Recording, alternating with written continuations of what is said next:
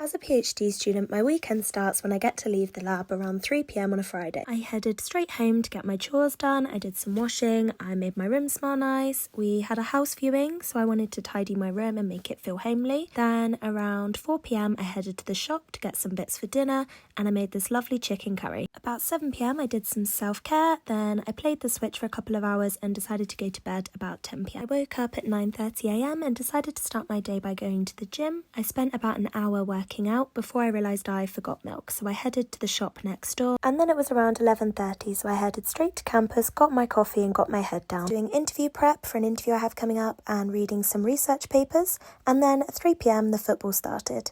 Around 4:30 I headed home and decided I needed to eat food, so I made this lovely chicken couscous. Then around 5 I decided I needed to do my hair. As a student I do a lot of this myself to cut costs, but it is a lengthy process. I finished around 7 p.m. when it was time to get ready to go out. I hopped on the bus and met my friends at the Georgian Townhouse at 8:30 for a couple of drinks before we headed out. On Sunday, I woke up just before 10 and met my friends where we decided we wanted a nice slow day, so we went for brunch at Olive's, a lovely cafe on Elm Hill. They do enormous milkshakes and me and my friend opted for their big breakfasts, whilst our other friend went for this toasty. They also have this old school jukebox which is free to use. Around 2 p.m. we decided to check out the charity shops around Elm Hill. There is so much on offer here. There's loads of books. There's also antique stores with lots of vinyl records, and you even find some really interesting furniture, including stuff to fill up your garden. We'd had enough exploring, so at 4 p.m. we headed to a friend's. I was so tired I headed home about 6 and had a nap from 6:30 till 7 before starting back up on my interview prep.